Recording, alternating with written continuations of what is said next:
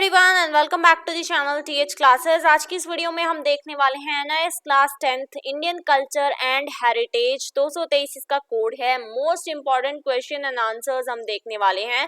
आप सभी को पता है कि हमारे चैनल पर चल रही है मैराथन थ्योरी क्लासेस की सीरीज, जिसमें कि हम आपकी थ्योरी एग्जाम की प्रिपरेशन करवा रहे हैं और आपको important question and answers provide करवा रहे हैं।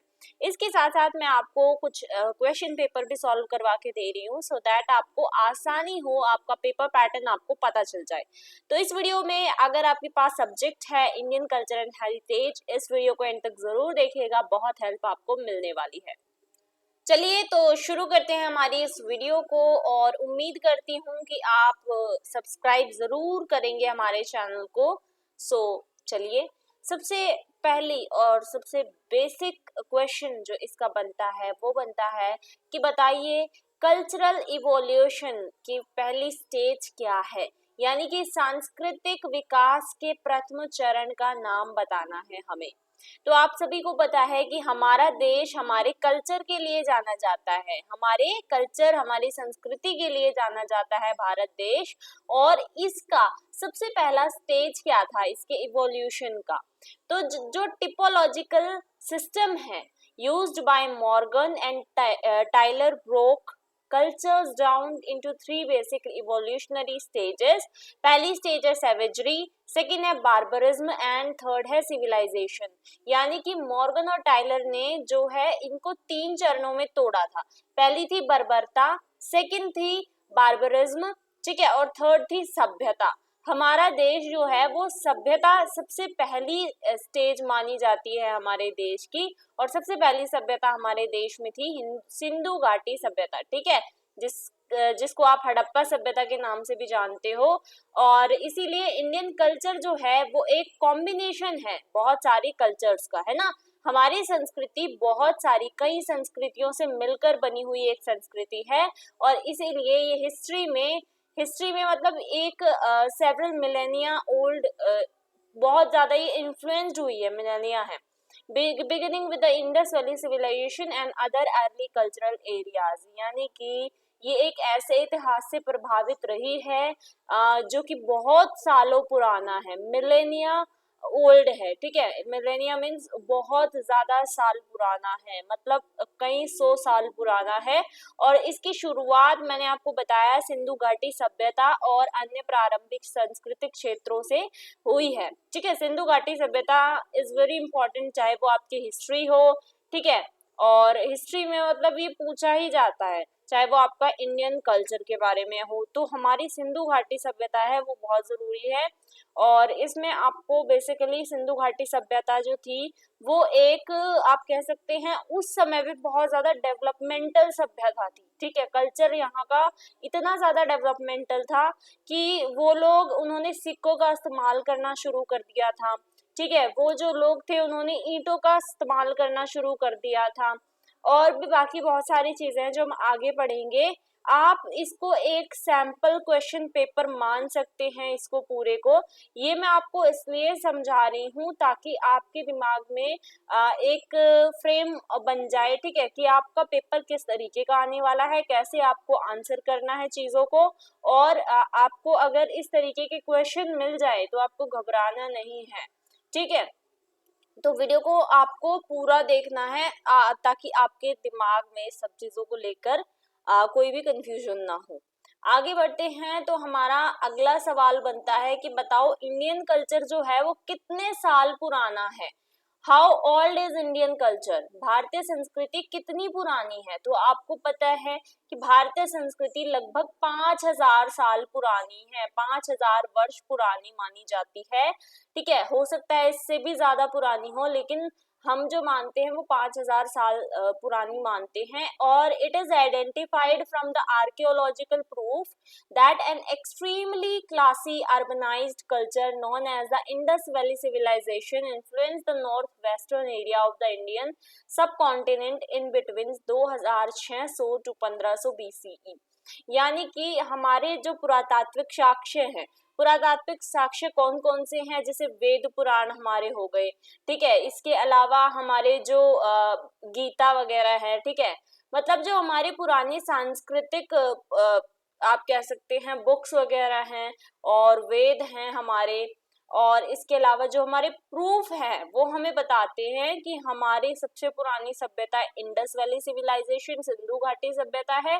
और ये सभ्यता इतनी ज्यादा अर्बनाइज शहरीकृत तरीके से बनाई हुई सभ्यता है कि इसने 2600 से 1500 ईसा पूर्व के बीच में जितने भी भारतीय उपमहाद्वीप थे उनको बहुत ज्यादा प्रभावित किया था। ठीक है, तो मतलब ये सभ्यता एक शहरीकृत सभ्यता है। उस समय पे भी ये शहर के उसमें काउंट होती थी, यहाँ पर शहरों जैसा काम होता था। ठीक है, और इसके अलावा यहाँ से अगर आपका क्वेश्चन बनता है कि हमारा सबसे पुराना जो इंडियन पौराणिक बुक है तो वो कौन सी है, वो आपकी वेद है। ठीक है, और हमारी सबसे पुरानी कल्चर में चाइना का कल्चर भी आता है, इंडिया का है और इसके अलावा चाइना का भी एक कल्चर सबसे पुराना कल्चर है।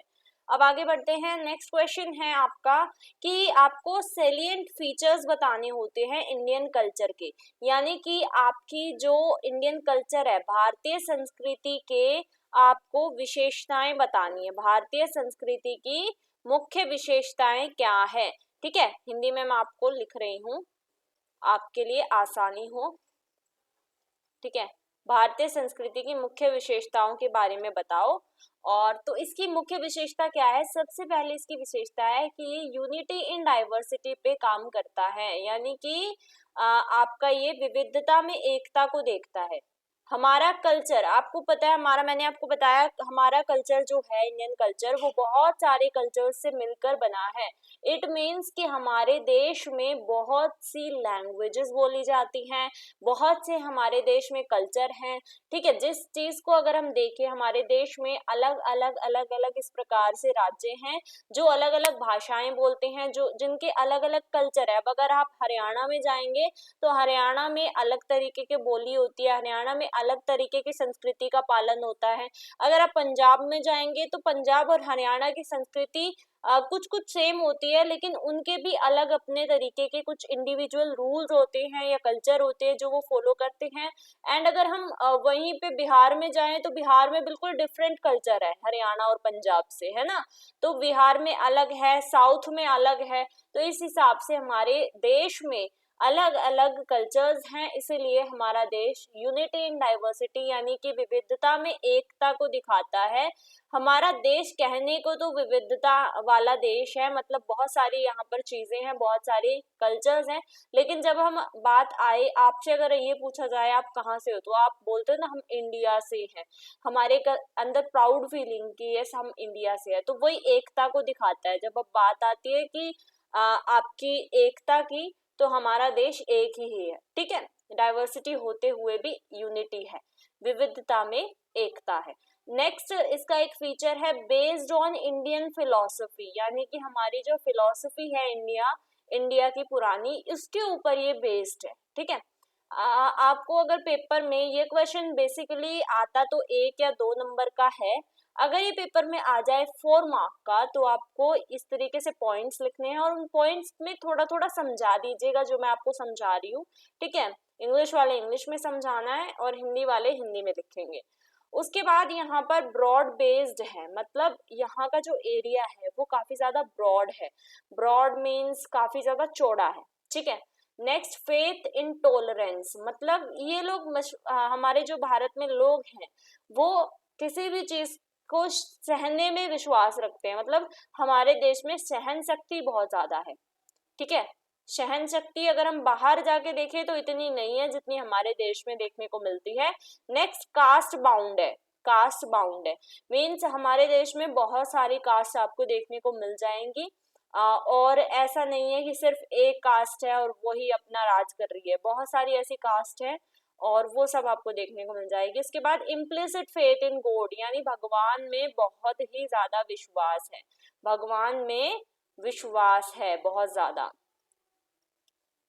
ठीक है, उसके बाद हमारा स्पिरिचुअलिज्म में भी विश्वास है, यानी कि स्पिरिचुअल जो चीजें होती हैं, हमारी जो सांस्कृतिक चीजें हैं, जो हमारी आप कह सकते हैं धार्मिक चीजें हैं, धार्मिक अपनी मान्यताओं पे सभी लोग विश्वास करते हैं। अब जैसे क्रिश्चियन है, वो चर्च में जाने पर विश्वास रखते हैं, वो अपनी तरीके की उनकी मान्यताएं हैं धार्मिक, जैसे वो अपने चर्च में गॉड को आई थिंक वाइन चढ़ाते हैं, ठीक है, if I am not wrong, वो ये करते हैं। और इसके अलावा इस्लाम में अलग चीजें हैं, हमारे देश में अलग उनकी धार्मिक मान्यताएं हैं। I will not comment on any religion, मैं किसी भी रिलीजन पे कमेंट नहीं कर रही हूँ। आई एम जस्ट सेइंग कि हमारे देश में अलग अलग जो धर्म है उनके अलग अलग धार्मिक मान्यताएं हैं, अलग अलग वो स्पिरिचुअलिज्म उनका अलग अलग है, ठीक है। जैसे हिंदू हैं, हिंदू धर्म में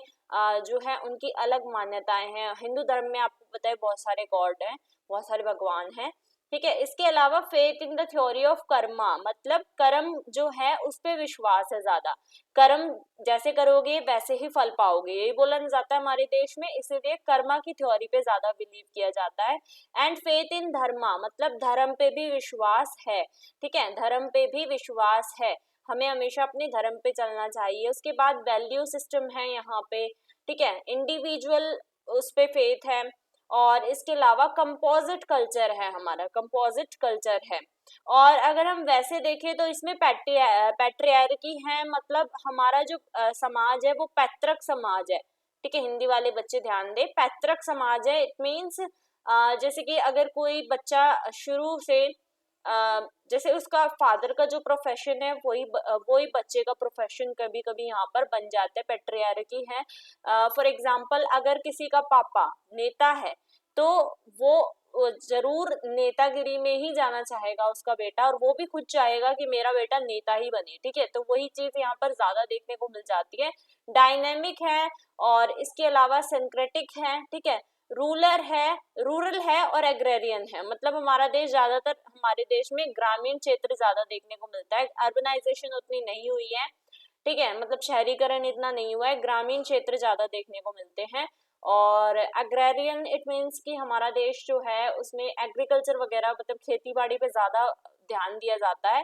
और इसके अलावा ट्रेडिशनल है लेकिन मॉडर्निटी के साथ मीन्स हमारे देश में हम पुराने अपने रीति रिवाजों को नहीं छोड़ा जाता, ठीक है, पुराने रीति रिवाज अपने कायम रख के, इसके अलावा मॉडर्न भी हम हैं, ठीक है, मॉडर्नाइजेशन भी हमारा हुआ है। यूनिटी एंड डाइवर्सिटी मैंने आपको बता दिया, विविधता में एकता है, यहाँ पर म्यूचुअल रिस्पेक्ट एंड टॉलरेंस है, मतलब बाप बेटे में भी पूरी रिस्पेक्ट होती है और परिवार में पूरी रिस्पेक्ट होती है, एक दूसरे के रिस्पेक्ट करते हैं, टॉलरेट करते हैं एक दूसरे की बातों को। कास्ट है, क्लास है, मीन्स जाति भी है, ठीक है, और क्लासेस भी हैं अलग अलग, स्पिरिचुअल भी है, मटेरियलिस्टिक भी है। इसके अलावा इंडिविजुअलिज्म है और कलेक्टिविज्म है, ठीक है, कई बार टंग ट्विस्ट हो जाती है। तो ये सारी चीजें आपको सेलिएंट फीचर्स में लिखनी है इंडियन कल्चर के, अगर आपसे पूछ लिया जाए भारतीय संस्कृति की क्या क्या विशेषताएं हैं, मैंने आपको बता दिया, विविधता में एकता है, सहन शक्ति है, ठीक है, एक दूसरे का सम्मान करते हैं हम, और इसके अलावा भगवान में विश्वास रखते हैं, धार्मिक अपने अलग अलग विश्वास है, कर्म में विश्वास रखते हैं, धर्म के उसमें विश्वास रखते हैं, ठीक है, वैल्यू सिस्टम है हमारे देश में, जाति का सिस्टम है। तो बहुत से ऐसे पॉइंट्स हैं जो आप लिख सकते हैं, और आई थिंक ये पॉइंट्स तो काफी सारे बच्चों को मतलब बिना पढ़े भी आपको ऐसे पॉइंट्स याद हो जाएंगे, ठीक है, ज्यादा टेंशन लेने की जरूरत नहीं है, पेपर आसान आएगा, ज्यादा चिंता मत कीजिएगा, और बस इतना पढ़ लीजिए कि आप ये पेपर ऐसा होता है कि आप जो भी आपने पढ़ा है, ठीक है, जो भी आपके पेपर में आएगा वो रिलेटेड टू आपके इंडियन कल्चर के बारे में आएगा, जिसके बारे में आप बचपन से सुनते हुए आ रहे हैं, बचपन से पढ़ते हुए आ रहे हैं। बस थोड़ा सा आपको ध्यान देना है, तो आपकी लैंग्वेज के ऊपर, किस तरीके की आपको लैंग्वेज लिखनी है, आंसर राइटिंग किस तरीके से करनी है, बाकी आप आराम से इस पेपर को पास कर लेंगे, ठीक है। और वीडियो को तो आपको पूरा देखना ही है। आगे बढ़ते हैं, नेक्स्ट क्वेश्चन है आपका, what did we inherit from Harappan civilization. Harappan civilization कह लो या फिर आपका इंडस वैली सिविलाइजेशन कह लो, वही एक बात है। हड़प्पा सभ्यता से हमें क्या क्या विरासत में मिला है, क्वेश्चन है आपका ये। तो हड़प्पा सभ्यता से हमें काफी चीजें विरासत में मिली हैं, जैसे कि क्राफ्ट्स मिले हैं। क्राफ्ट्स में क्या, शेल वर्किंग, ठीक है, सिरेमिक्स मिले हैं, एगेट मिले हैं, ग्लेज स्टेटाइट मिली है, बीड मेकिंग मिली है, ठीक है। वो सारी चीजें जो मतलब पहले के जमाने में ये सारी चीजें नेकलेस, बैंगल्स और बहुत से ऑर्नामेंट्स यानी कि ज्वेलरीज बनाने के काम आती थी। हड़प्पन साइट से हमें ये सारी चीजें मिली हैं।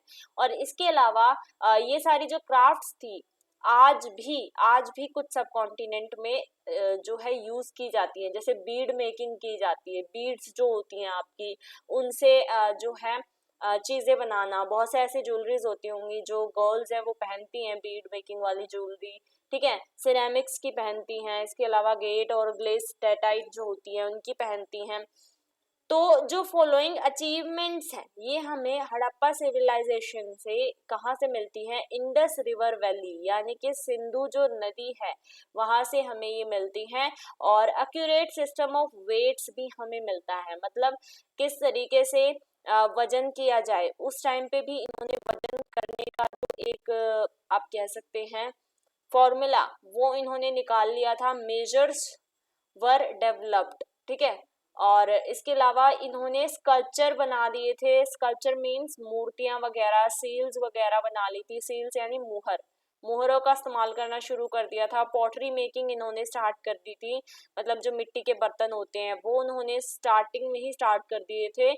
किस मटेरियल से, टेराकोटा, ठीक है, मेटल और स्टोन के मेटल से इन्होंने स्टार्ट कर दिए थे। मेजर एडवांसेस ट्रांसपोर्टेशन में भी इन्होंने किया, टेक्नोलॉजी में भी इन्होंने बहुत सारे अलग अलग एडवांसेस मेजर जो थे वो किए, ठीक है। बहुत ज्यादा एडवांस चल रहे थे उस टाइम पे, उस समय पे, कितने साल पहले की बात है।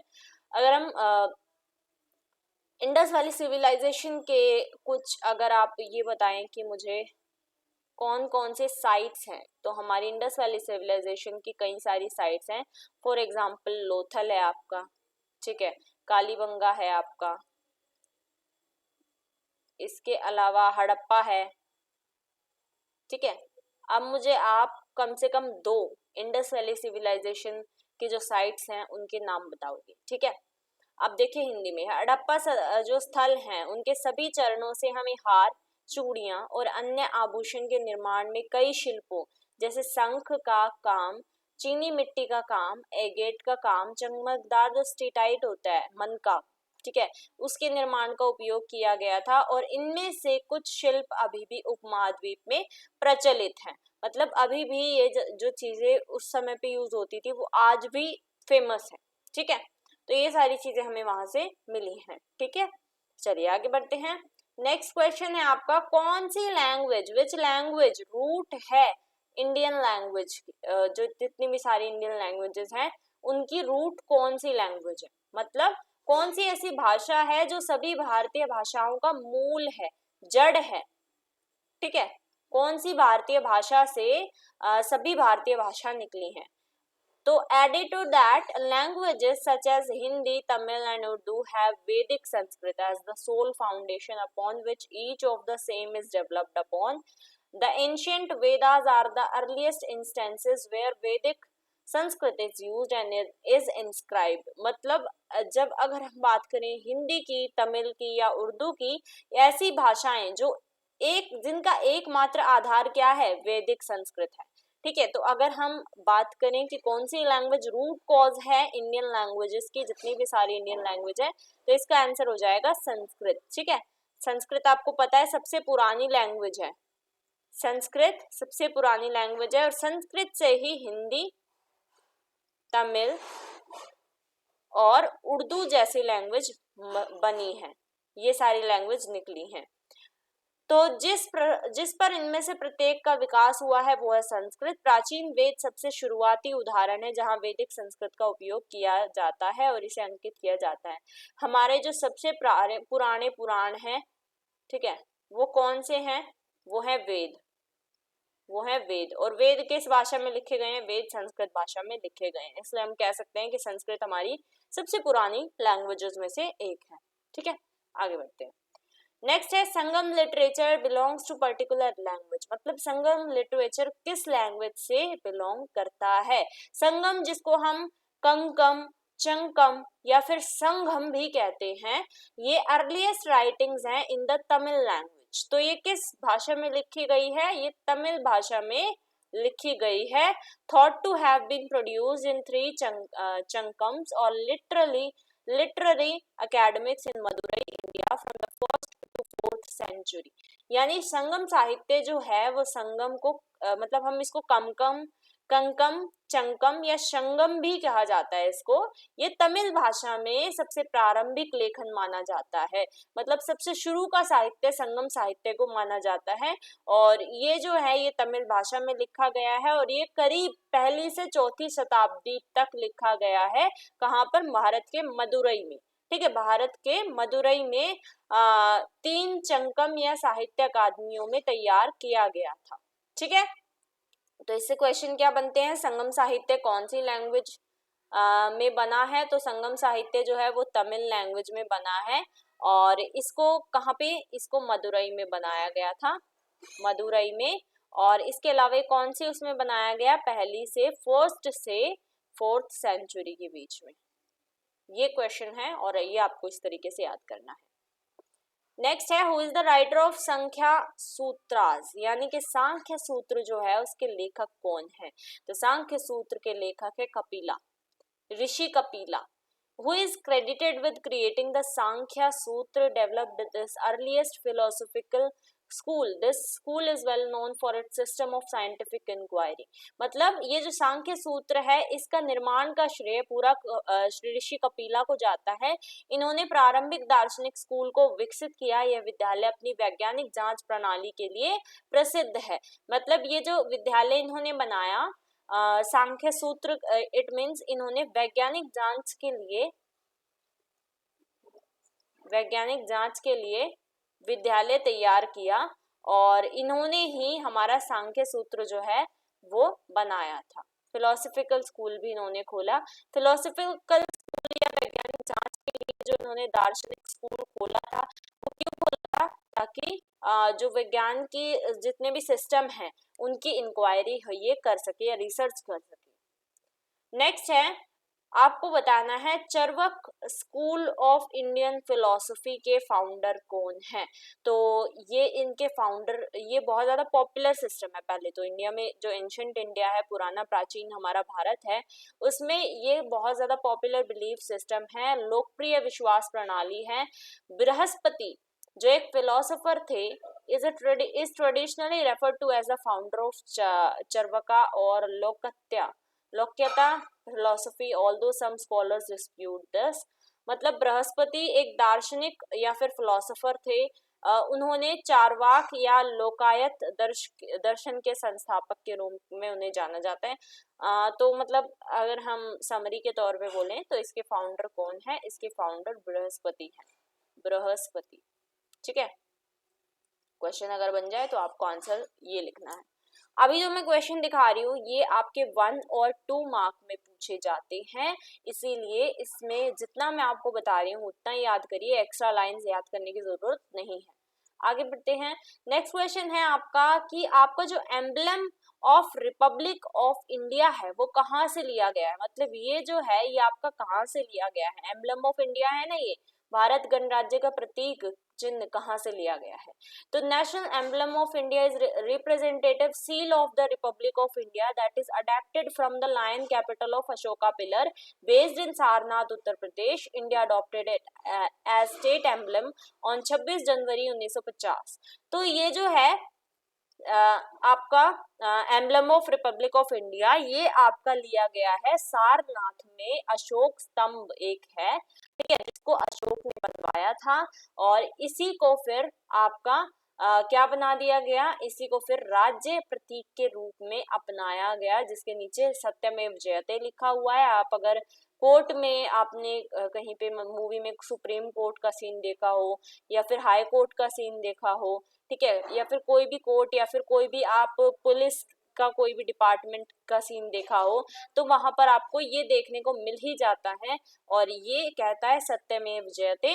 ये जो है ये आपका ये पूरा शीर्ष कहाँ पर बनाया गया है, ये सारनाथ में बना हुआ है। और इसको कब अडॉप्ट किया गया स्टेट एम्बलम के रूप में, 26 जनवरी 1950 को ही इसको भारत का नेशनल एम्बलम ऑफ इंडिया कह दिया गया। ठीक है, यानी कि राष्ट्र प्रतीक इसको मान लिया गया। उम्मीद करती हूँ आपको समझ आ गया होगा। आगे है आपका next question, Mithila painting of Bihar का क्या नाम है। आई थिंक जो भी बच्चे पेंटिंग सब्जेक्ट जिनके पास होगा उनको ये पता होगा कि मिथिला पेंटिंग आपकी पेंटिंग में भी आती है। और इसको मिथिला पेंटिंग नहीं, पेंटिंग में मधुबनी पेंटिंग के नाम से जाना जाता है, मधुबनी पेंटिंग। तो आपसे वही पूछा है कि बताओ मिथिला पेंटिंग ऑफ बिहार इसका क्या नाम है, तो मधुबनी पेंटिंग इसका दूसरा नाम है। ठीक है, जिसको हम मिथिला पेंटिंग के नाम से भी जानते हैं। Was traditionally created by the women of various communities in the Mithila region of the Indian subcontinent. It originated from Madhubani district of Mithila region of Bihar. अब देखो इसका नाम मिथिला पेंटिंग क्यों है और मधुबनी पेंटिंग क्यों है। बिहार है, बिहार एक राज्य है, बिहार राज्य में एक डिस्ट्रिक्ट पड़ता है, पहले तो एक रीजन पड़ता है। ठीक है, रीजन कौन सा है, मिथिला। क्षेत्र कौन सा है, मिथिला। और उस क्षेत्र में एक जिला पड़ता है, मधुबनी। तो इसीलिए इसको मिथिला के नाम, मिथिला पेंटिंग के नाम से भी जाना जाता है और मधुबनी पेंटिंग के नाम से भी जाना जाता है। बिहार में एक क्षेत्र है मिथिला और मिथिला के अंदर एक जिला है मधुबनी। तो इसीलिए इसको मधुबनी और मिथिला दो नामों से भी जाना जाता है इस पेंटिंग को। ये पेंटिंग क्या है, ये पेंटिंग बहुत सारी जो वहाँ की महिलाएं हैं, उस कम्युनिटी की जो महिलाएं हैं उनके द्वारा क्रिएट की जाती है ये पेंटिंग। और ये कुछ इस तरीके की दिखाई देती है। ठीक है, और ये बिहार में ज्यादातर बनाई जाती है। तो इसी का हिंदी में क्वेश्चन है, देख लीजिए। बिहार की मिथिला पेंटिंग का क्या नाम है, तो इसको मधुबनी पेंटिंग पारंपरिक रूप से भारतीय उपमहाद्वीप के मिथिला क्षेत्र में विभिन्न समुदायों की महिलाओं द्वारा बनाई गई थी। इसकी उत्पत्ति बिहार के मिथिला क्षेत्र के मधुबनी जिले से हुई है। ठीक है, तो वहां से इसकी उत्पत्ति हुई है, इसलिए वहां का नाम इसका पड़ गया। तो ये इस तरीके की पेंटिंग जो है वो बनाई जाती है। नेक्स्ट क्वेश्चन है आपका, बताओ चरक संहिता के राइटर कौन है। चरक संहिता, ये चरक संहिता के राइटर या रचयिता कौन है, इनका नाम आपको बताना है। तो जो क्रिएशन है medical treatise is known as the Charaka Samhita and Sushruta Samhita, credited to Charaka, a physician, and Sushruta a surgeon respectively. देखो हमारे देश में बहुत पुराने समय से मेडिकल ट्रीटीज जो है, जैसे चरक संहिता है, इसके अलावा सुश्रुता है। ठीक है, सुश्रुता है, ये सुश्रुता और चरक संहिता, इनमें क्या है, इनमें हमारे समय मतलब पुराने समय में ही जो मेडिकल आप कह सकते हैं एक चिकित्सक ग्रंथ के रूप में इसको जाना जाता है। इसमें सारी वो चीजें हैं जो हमारी मेडिकल फील्ड में हमें हेल्प करती हैं। फॉर एग्जाम्पल अगर हम यहाँ पर कुछ जड़ी बूटियों की बात करें तो कौन सी ऐसी जड़ी बूटी हैं जो कि हमें हमारे हृदय रोग में हेल्प करती हैं, तो वो सारी चीजें इनमें लिखी हुई हैं, चरक संहिता में और सुश्रुता में। आपसे पूछा है चरक संहिता के राइटर कौन है, तो चरक संहिता के राइटर हैं आपके चरक। ठीक है, चरक नाम से ही इसका देखो चरक, तो चरक इसके राइटर हैं। सुश्रुता की बात करी जाए तो सुश्रुता संहिता के राइटर सुश्रुता हैं, एक सर्जन थे ये, और चरक एक फिजिशियन थे। ठीक है, चरक एक चिकित्सक थे और सुश्रुत एक सर्जन को कहा जाता है, जिसने भारतीय चिकित्सा के स्वर्ण काल की शुरुआत की। ठीक है, जो 800 ईसा पूर्व से लेकर लगभग 1000 ईसा पूर्व तक रही। तो ये जो था ये सुश्रुता पीरियड और चरक पीरियड, ये एक गोल्डन पीरियड था हमारे लिए, ये एक गोल्डन पीरियड था हमारे लिए। ठीक है, कब से कब तक, 800 BCE से 1000 CE तक ये चला। ठीक है, तो उम्मीद करती हूँ आपको पता चल गया राइटर कौन है चरक संहिता के। चरक संहिता की राइटर खुद चरक है, नाम में ही इसका राइटर छुपा हुआ है। नेक्स्ट है आपका, वो उस साइंटिस्ट का नाम बताना है जो कि प्रेसिडेंट ऑफ इंडिया बने। ठीक है, ऐसा कौन सा वैज्ञानिक है जो कि भारत का राष्ट्रपति भी था, बना। तो इसका आंसर हो जाएगा अब्दुल कलाम, जिसको आप सभी जानते हैं, अब्दुल कलाम। ठीक है, ये हमारे एक बहुत ही जाने माने इंडियन साइंटिस्ट है, जिनका पूरा नाम क्या है, एपीजे अब्दुल कलाम, अबुल पाकिर जलालुद्दीन अब्दुल कलाम। ठीक है, ये हमारे बहुत ही जाने माने इंडियन साइंटिस्ट हैं, एक पॉलिटिशियन भी रह चुके हैं और हमारे प्रेसिडेंट ऑफ इंडिया भी रह चुके हैं। और इन्होंने एक लीडिंग रोल भी प्ले किया है किसमें, development of India's missile and nuclear weapons programs. He was president of India from 2002 to 2007। 2002 से 2007 के बीच तक ये प्रेसिडेंट रहे हैं। ठीक है, यानी 5 साल का कार्यकाल इन्होंने पूरा किया है।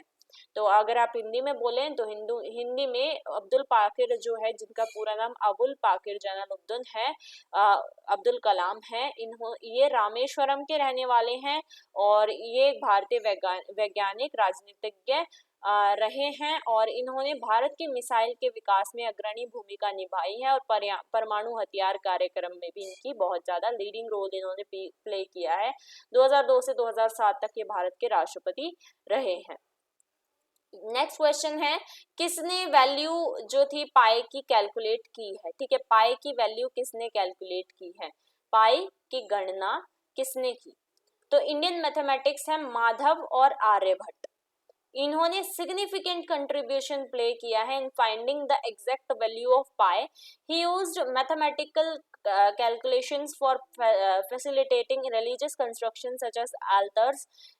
He used different approximations of the value of pi for constructing circular shapes. मतलब भारतीय गणितज्ञ माधव और आर्यभट्ट ने पाई का सटीक मान ज्ञात करने में बहुत महत्वपूर्ण योगदान दिया है। आपको मोटा मोटा पाई की वैल्यू जो है उसको किसने ज्ञात किया, उसको ज्ञात किया आर्यभट्ट ने। ठीक है, और एक नाम आता है आपका माधव का। ये दोनों ही क्या है, ये दोनों ही एक मैथमेटिशियन, ठीक है, मतलब गणितज्ञ है, गणितज्ञ है। इन्होंने वेदियों जैसे धार्मिक निर्माणों को सुविधाजनक बनाने के लिए गणितीय गणनाओं का उपयोग किया। उन्होंने गोलाकार आकृतियों के निर्माण के लिए पाई के निर्माण के विभिन्न अनुमानों का उपयोग किया और उन्होंने पाई की जो वैल्यू है वो 3.4 अप्रॉक्स निकाली है। और अगर हम इसको वैसे करके देखें तो ये आपकी जो वैल्यू है वो बनती है 22/7। ठीक है, आपने बहुत सारे अपने मैथ्स के क्वेश्चंस में भी देखा होगा। अब आगे बढ़ लेते हैं। नेक्स्ट क्वेश्चन है आपका, फेमस यूनिवर्सिटी बतानी है एंशिएंट इंडिया की, यानी प्राचीन भारत की एक प्रसिद्ध विश्वविद्यालय का हमें नाम बताना है। कौन सी ऐसी यूनिवर्सिटी थी, तो हमारी सबसे फेमस यूनिवर्सिटी एंशिएंट इंडिया की है नालंदा यूनिवर्सिटी। इसको संस्कृत में भी नालंदा के नाम से ही जाना जाता है और ये एक एंशिएंट महाविहार है जो कि एक रिवर्ड यूनिवर्सिटी है।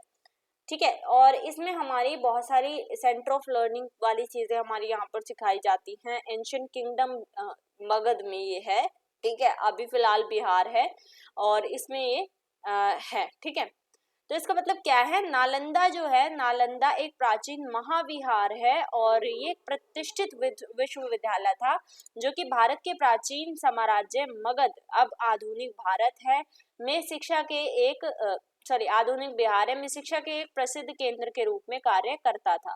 ठीक है, तो इसका मतलब क्या है, फेमस यूनिवर्सिटी कौन सी है, नालंदा विश्वविद्यालय। नालंदा जो विश्वविद्यालय है जो कि पहले मगध जिसको अब हम क्या बोलते हैं, जिसको अब हम बिहार के नाम से जानते हैं, अभी फिलहाल अगर आप बोले तो ये बिहार में है, पहले के टाइम पे ये मगध में था। ठीक है, और उसमें ये है और इसमें क्या क्या चीजें सिखाई जाती थी, इसमें हमें बहुत सारी प्रसिद्ध केंद्र के रूप में कार्य करता था। ये एक शिक्षा का बहुत ज्यादा प्रसिद्ध केंद्र था, ये सेंटर ऑफ लर्निंग, बहुत सी चीजें इसमें सिखाई जाती थी और ये कुछ इस तरीके का दिखाई देता है। नेक्स्ट क्वेश्चन देख लेते हैं। आपको बताना है कितने वर्णास में हमारे एंशिएंट इंडियन सोसाइटी को बांटा गया था, मतलब जो प्राचीन भारतीय समाज था वो कितने वर्णों में विभाजित था, कितनी हमारे यहाँ पर कास्ट थी बेसिकली, ये बताइए। वर्ण जो होते हैं, वर्ण सिस्टम, वो हमारे समय में, हमारे जो भारत है उसमें बहुत सालों से चलता हुआ आ रहा है और ये जो है ये हमारे वर्णा सिस्टम क्या करता है, ये हमारे धर्म और शस्त्र को डिवाइड करता है। ठीक है, सोसाइटी जो है वो धर्म और शस्त्र के आधार पे 4 वर्णों में विभाजित है। पहला है ब्राह्मण, नेक्स्ट है क्षत्रिय, फिर है वैश्य एंड लास्ट है आपका शूद्र। ब्राह्मण, क्षत्रिय, वैश्य और शूद्र। और सबसे नीची जाति किसको मानी जाती थी पहले के टाइम पे? आउट ऑफ कास्ट यानी अनटचेबल्स को, जिसको आप दलित के नाम से भी जानते हैं। ठीक है, मैं अगेन कह रही हूँ, मैं किसी भी कास्ट के ऊपर कमेंट नहीं कर रही हूँ, I am just teaching you the question and answer. ठीक है, देखिए ब्राह्मण जो थे वो क्या करते थे, उनका काम था जो मतलब स्क्रिप्चर्स हैं या फिर आपके जो जितने भी पुराण वगैरह हैं, जितने भी धर्म वाले काम हैं, वो सारे ब्राह्मण करते थे। क्षत्रिय लड़ाई करने के काम करते थे। वैश्य वगैरह जो थे वो आपके क्या करते थे, जैसे कि मतलब लैंड ओनर्स वही ये सब होते थे। इसके अलावा शूद्रों का काम था, ये कॉमनर्स थे, मतलब आप कह सकते हैं ये नौकरों के काम करते थे। और अनटचेबल दलित जो थे उनको कोई हाथ भी नहीं लगाता था, तो वो बिल्कुल ही अलग निकाल दिए गए थे। Those who fall out of this system because of their grievous sins are ostracized as outcast, untouchable and considered outside the varna system। मतलब जो लोग अपने गंभीर पापों के कारण इस व्यवस्था से बाहर हो जाते हैं, उन्हें जाति से बहिष्कृत, अछूत कहकर बहिष्कृत मतलब बाहर निकाल दिया जाता है। उन्हें वर्ण व्यवस्था में रखा ही नहीं जाता, उसको बाहर माना जाता है फिर। ठीक है, तो आपको पता चल गया वर्ण व्यवस्था में 4 वर्ण हैं, ब्राह्मण, क्षत्रिय, वैश्य और शूद्र। इनमें 4 वर्णों में ये विभाजित था। नेक्स्ट है संस्कार कितने हैं हमारे, संस्कार कितने होते हैं? तो हमारे 16 संस्कार हैं। ठीक है, there are diverse number of samskaras in Hinduism varying by text between 12 and 18 in the Grihya Sutra Kalpa Shastra of the 16 are referred to as Shodasha Samskara. ठीक है, यानी षोडश संस्कार। और हिंदू धर्म में विविध संख्या में संस्कार है। ग्रह सूत्र जिसको कल्प शास्त्र भी बोलते हैं, इसमें 12 से 18 के बीच पाठ अलग अलग है। इनमें से 16 को षोडश संस्कार कहा जाता है। तो क्वेश्चन आ जाए तो आप लिख लीजिएगा। नेक्स्ट है आपके स्पेशल फीचर्स बताने हैं आपके इंडस वैली सिविलाइजेशन यानी कि सिंधु घाटी सभ्यता के क्या क्या स्पेशल फीचर्स हैं। तो इनके स्पेशल फीचर हैं, सबसे पहले ये जो है सिविलाइजेशन ये एक्सटेंडेड है far beyond the Indus valley. मतलब सिंधु जो सभ्यता है, सिंधु घाटी जो है उससे भी ज्यादा बड़ी सभ्यता है ये। The main towns of Indus valley civilization were Harappa, Mohenjodaro, Kalibangan और लोथल। मतलब इसके जो मेन टाउन्स थे, ठीक है, मैंने आपसे साइट्स पूछी थी, ये याद रखिएगा। हड़प्पा थे, मोहनजोदड़ो, कालीबंगन था और लोथल, ये 4 जो थे ये सबसे ज्यादा मेन थे इनके। उसके बाद सिग्निफिकेंट फीचर है इंडस वैली सिविलाइजेशन का कि यहाँ पर लोग पर्सनल क्लीनलीनेस रखते थे, मतलब साफ सफाई बहुत ज्यादा रखते थे ये लोग। इसके अलावा टाउन प्लानिंग बहुत अच्छी कर रखी थी इन्होंने, अपना जो टाउन है, जो क्षेत्र का इन्होंने प्लानिंग कर रखी थी वो काफी अच्छी थी। इसके अलावा इन्होंने बर्न ब्रिक हाउसेस, मतलब कि पक्की ईंटों का इस्तेमाल इन्होंने अपने घर को बनाने में किया हुआ था। सिरामिक्स का इस्तेमाल किया था, कास्टिंग का, फॉर्जिंग ऑफ मेटल्स, मतलब कि आपके जो मेटल होते हैं, धातुओं का इस्तेमाल इन्होंने करना स्टार्ट कर दिया था। कॉटन बनाना इन्होंने स्टार्ट कर दिया था और वुलन टेक्सटाइल्स का भी इस्तेमाल करने लग गए थे, मतलब ऊनी वस्त्रों का भी इन्होंने इस्तेमाल करना शुरू कर दिया था और कॉटन का भी ये लोग इस्तेमाल करते थे। ठीक है, सूती वस्त्रों का भी। उसके बाद है मोहनजोदड़ो पीपल जो थे उनकी बहुत ही ज्यादा फाइनेस्ट बाथ फैसिलिटीज थी, मतलब जो नहाने का उनका स्नानागार था वो बहुत ही ज्यादा लंबा और गहरा इन्होंने बनाया हुआ था। ड्रेनेज सिस्टम था, मतलब उस समय पे भी ये लोग नालियों का इस्तेमाल, नालियां बनानी इन्होंने जो है चालू कर दी थी उस समय पे। जस्ट थिंक अबाउट इट, है ना। नॉलेज ऑफ पर्सनल हाइजीन, मतलब इनको इतना ज्ञान हो चुका था कि हमें अपनी खुद की हाइजीन, अपने खुद को किस तरीके से साफ रखना है। They were equally conscious of plant medicine since there were occasional warfare. तो ये लोग जो थे ये प्लांट मेडिसिन, मतलब जो इनके प्लांट्स होते थे, पौधे होते थे, उनसे दवाइयाँ, जड़ी बूटियों के तौर पे इस्तेमाल करना इन्होंने स्टार्ट कर दिया था, उनको पता चल गया था। मतलब उस समय पे भी इन्होंने इतनी साइंटिफिक चीजें कर ली थी। उसके बाद टाउन प्लानिंग और बहुत से ऐसे कैरेक्टरिस्टिक्स हैं जो कि इनको दैट होमोजीनियस इंडिजीनियस कल्चर इन्होंने डेवलप कर दिया था। उस समय पे भी इन्होंने काफी ज्यादा डेवलपमेंट कर लिया था। ठीक है, तो ये सारी चीजें आपकी सैलिएंट फीचर्स में आती हैं। अब अगर हम हिंदी में देखें तो राजनीतिक, धार्मिक, सामाजिक और कला और संस्कृति के हिसाब से इनकी बहुत सी ऐसी विशेषताएं हैं। तो अगर हम राजनीतिक उससे देखें तो इसकी राजधानी हड़प्पा और मोहनजोदड़ो थे। सिंधु सभ्यता की स्वरूप अस्पष्ट है, मतलब राजनीति किस तरीके की होती थी ये अभी नहीं पता है हमें। जनतांत्रिक थी या फिर पुरोहितवाद था, प्रतिनिधात्मक थी, ठीक है, मध्य वर्गीय थी। उसके बाद अगर हम धर्म की बात करें तो धर्म में हमें मातृ देवी की मूर्तियां मिली हैं, पुरुष देवता की यानी पशुपति नाथ की मूर्ति मिली है, मूर्ति पूजा का आरंभ इन्होंने स्टार्ट कर दिया था, पृथ्वी देवी की प्रतिमा मिलती है, स्वास्तिक चक्र ये सब हमें यहाँ पे मिलते हैं। ठीक है, और वृक्ष का प्रतीक, पशु का, जल पूजा ये सब हमें देखने को मिलता है। सामाजिक किस तरीके का था? मातृसत्तात्मक था, मतलब पितृसत्तात्मक नहीं था। ये पितृसत्तात्मक का मतलब होता है कि सिर्फ फादर जो है वही मुखिया होगा घर का, लेकिन इसमें ऐसा नहीं था। इस सभ्यता में मातृसत्तात्मक था, माताएं जो थी वो अपने घर में मुखिया होती थी उस समय पे, मातृ देवी की, क्योंकि ये पूजा करते थे। उसके बाद एकल परिवार व्यवस्था थी और रूढ़िवादी समाज था, वर्ग विभाजन कर रखा था, शांति प्रिय लोग थे। कला और संस्कृति की बात करें तो कांस्य कला, प्रस्तर कला, प्रस्तर यानी कि पत्थरों की कला इनको आ गई थी। जस्ट इमेजिन, पत्थरों को तोड़ के जो मूर्ति कला करी जाती है वो इनको आ गई थी। नगर नियोजन, टाउन प्लानिंग जो आपको बताया वो सब हो गया था। सौंदर्य बोध, गहने, वस्त्र, मुहरे ये सब इनको बनाने आ चुके थे। नेक्स्ट है आपका question, medieval history of India is the history of cultural synthesis explain करना है। मतलब हमारा जो भारत का मध्यकालीन इतिहास है वो सांस्कृतिक संश्लेषण का इतिहास है। तो मेडिवल पीरियड जो था वो एक पीरियड माना जाता है कल्चरल सिंथेसिस का।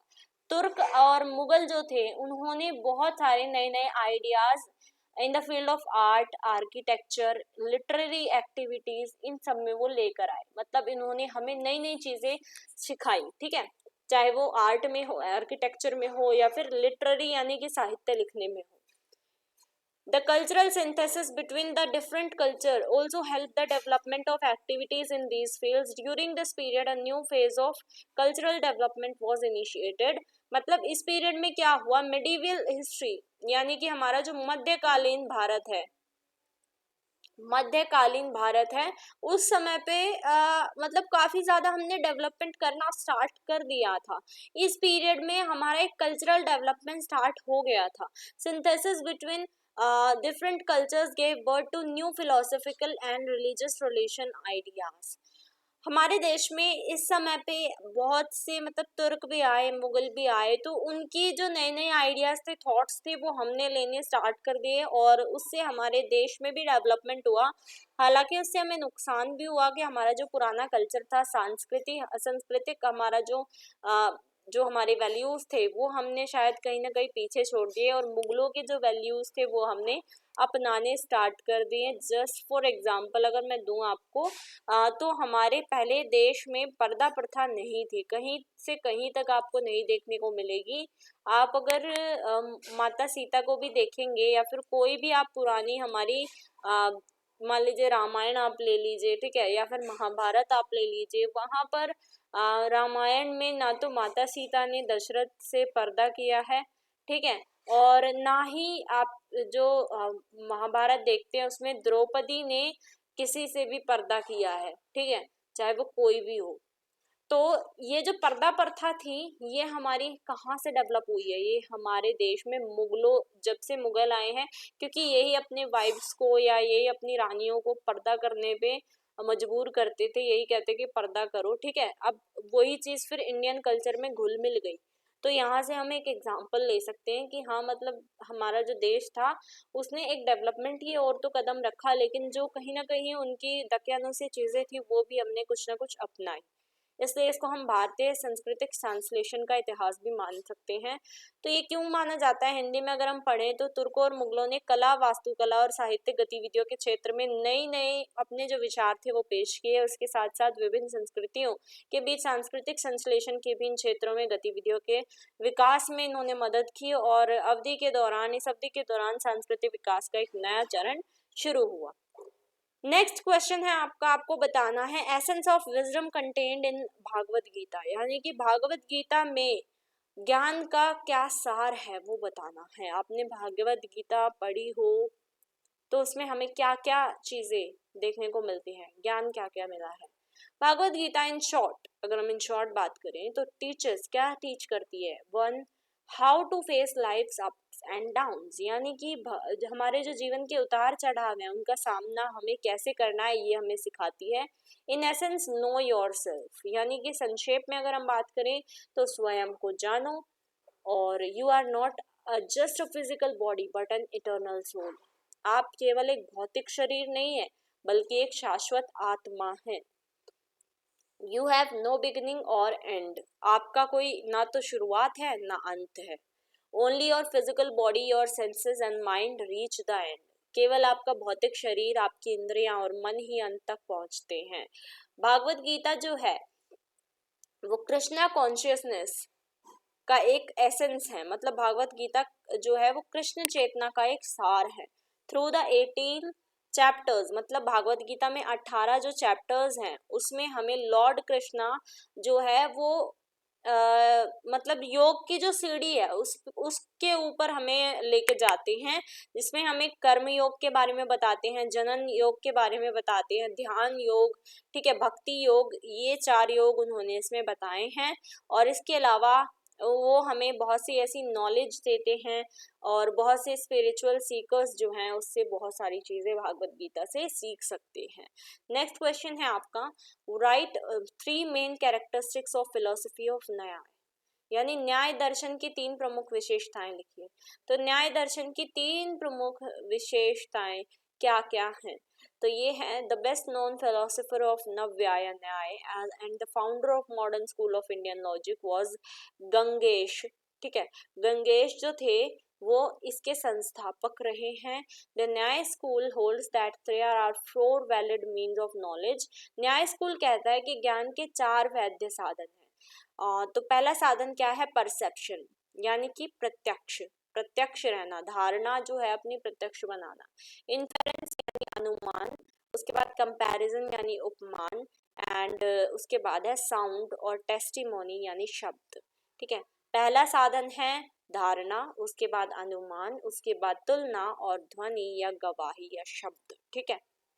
नेक्स्ट है, आपको कंट्रीब्यूशंस बताने हैं गुप्ता एरा के, यानी गुप्ता पीरियड के क्या क्या कंट्रीब्यूशन रहे हैं इन द फील्ड ऑफ आर्ट्स। अगर आपको पता हो तो गुप्ता पीरियड को आप गोल्डन पीरियड भी मानते हैं इंडियन आर्ट और कल्चर के लिए, ठीक है, गोल्डन पीरियड भी माना जाता है इसको, या फिर हिंदी में अगर मैं बात करूँ तो स्वर्णिम काल इसको माना जाता है, गुप्ता काल को। क्यों माना जाता है?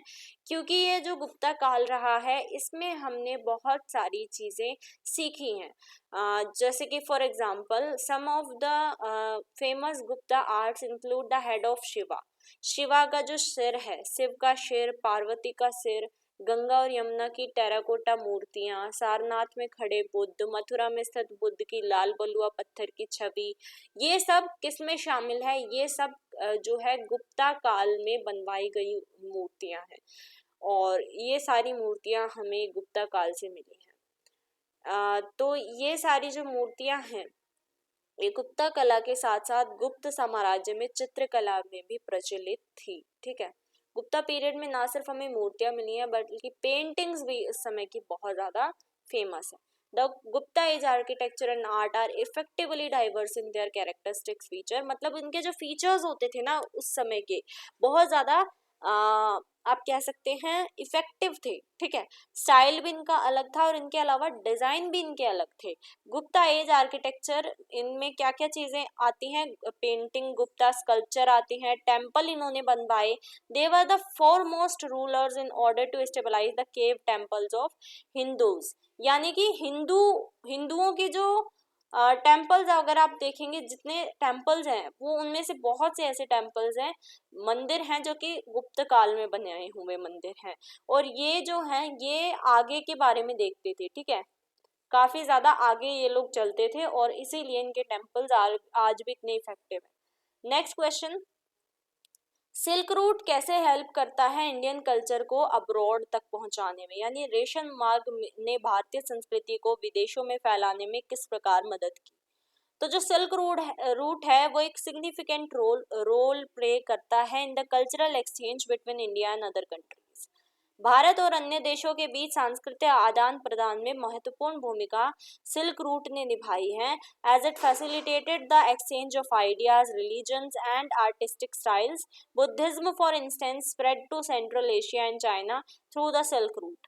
मतलब ये क्यों इतना इम्पोर्टेंट है, क्योंकि इसी की वजह से जो हमारे विचार हैं, धर्म है या फिर कलात्मक शैलियां हैं, उनका आदान प्रदान हुआ है। कुछ चीजें जो फॉरेन में होती थी वो चीजें हमने यहाँ पर लेकर आए, जो चीजें इंडिया की थी वो फिर बाहर गई थी, कि हमारे विचार बाहर गए, हमारे धर्म बाहर गए। जैसे फॉर एग्जाम्पल बुद्ध धर्म जो है वो गौतम बुद्ध जो थे, ठीक है, जिनका असली नाम सिद्धार्थ गौतम था, वो हमारे देश के थे, इंडिया के थे। लेकिन वो आज जो है बुद्धिज्म जो है, मतलब बौद्ध जो धर्म है, वो सबसे ज्यादा कहाँ माना जाता है, वो सबसे ज्यादा चाइना में माना जाता है। ठीक है, ऐसा क्यों हो पाया, ऐसा सिर्फ और सिर्फ रेशम मार्ग की वजह से हो पाया, जो हमारे अलग अलग मार्ग बनाए गए हैं, ट्रेड रूट्स जो हैं उनकी वजह से। बौद्ध धर्म रेशम मार्ग के माध्यम से ही मध्य एशिया और चीन तक फैला था। ठीक है, नेक्स्ट क्वेश्चन। उसके बाद है आपके शॉर्ट नोट वाले क्वेश्चन आते हैं। अब ये क्वेश्चन आपका करीब 6 नंबर का क्वेश्चन होता है, तो इसको थोड़ा ध्यान से देखिएगा। सूफिज्म के बारे में यानी सूफीवाद के बारे में हमें शॉर्ट नोट लिखना है। सूफीवाद क्या है? इस्लाम का एक रहस्यमय रूप है, मिस्टिकल फॉर्म है ये इस्लाम का। अभ्यास का एक स्कूल जो ईश्वर के आध्यात्मिक खोज पर ध्यान केंद्रित करता है और भौतिकवाद से दूर रहता है। मतलब ये ऐसा स्कूल ऑफ प्रैक्टिस है जो सिर्फ और सिर्फ स्पिरिचुअल सर्च फॉर गॉड, यानी कि भगवान को किस तरीके से स्पिरिचुअल धार्मिक तरीके से, आध्यात्मिक तरीके से खोजा जाए, इस पे ये फोकस करता है। ठीक है, और इसके अलावा ये शंश मटेरियलिज्म, मतलब हमारे जो भौतिकवाद हैं, जो मटेरियलिस्टिक चीजें हैं, उनसे दूर रहने की ये हमें जो है चेतावनी देता है। It is a form of Islamic mysticism which stresses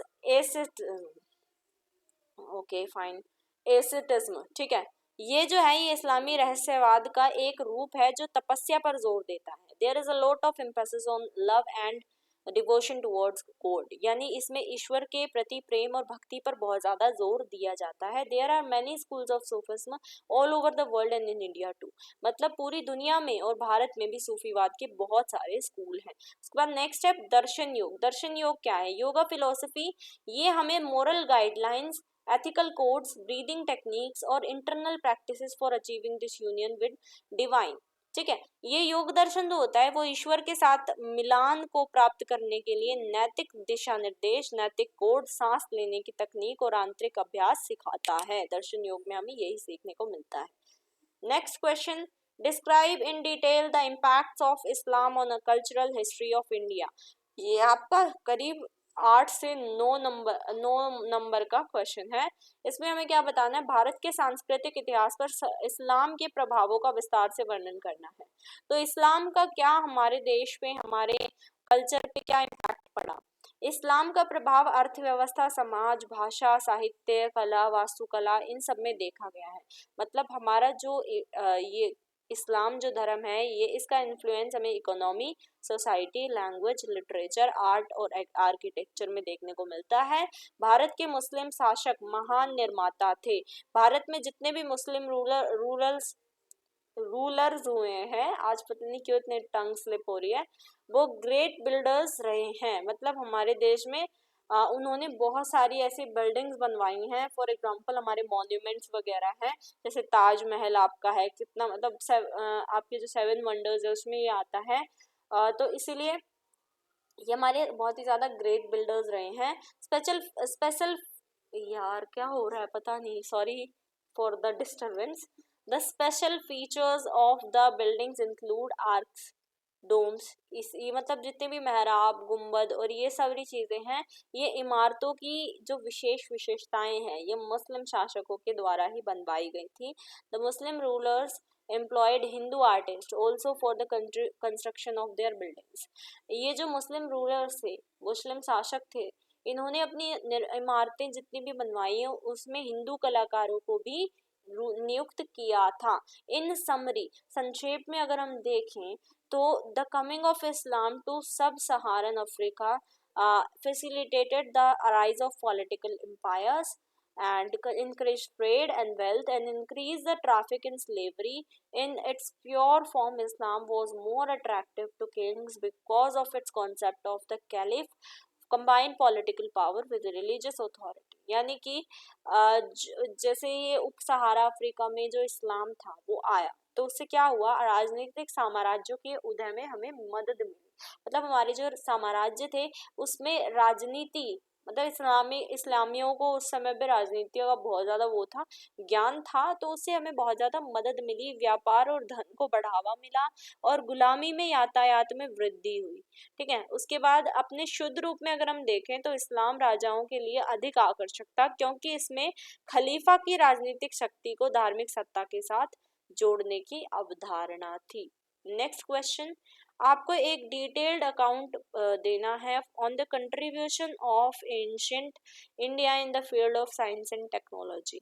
यानी विज्ञान और प्रौद्योगिकी के क्षेत्र में प्राचीन भारत के योगदान का हमें विस्तृत वर्णन करना है। मतलब हमारा जो प्राचीन भारत है उसमें उसने विज्ञान और प्रौद्योगिकी, साइंस और टेक्नोलॉजी में क्या योगदान दिए। तो ancient Indians had a profound knowledge of the origin and age of the universe and earth, the circumference of the earth and other planets. मतलब हमारे जो प्राचीन भारत के जितने भी एंशिएंट इंडियंस थे, प्राचीन भारतीय थे, उनको ब्रह्मांड, पृथ्वी की उत्पत्ति, आयु, पृथ्वी, ग्रह, इन सब पे मतलब ज़्यादा उनको गहरा ज्ञान था।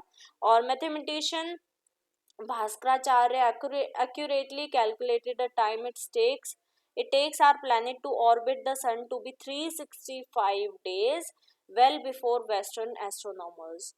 मतलब जो बाहर के जितने भी आप कह सकते हैं, जितने भी हमारे खगोलवादी थे, उससे पहले भास्कराचार्य हमारे गणितज्ञ ने सूर्य ग्रह, हमारे ग्रह को सूर्य की परिक्रमा करने में कितना समय लगता है वो उन्होंने निकाल दिया था। तो आपको पता है 365 पॉइंट समथिंग डेज लगते हैं, तो इतने डेज उन्होंने पहले ही बता दिए थे कि हमारे पृथ्वी को सूर्य का चक्कर काटने में लगते हैं, जो कि पश्चिमी खगोलवादियों ने, फॉरेन में जितने एस्ट्रोनॉमर्स थे उन्होंने बहुत बाद में बताया। ठीक है, तो ये हमारे योगदान रहे।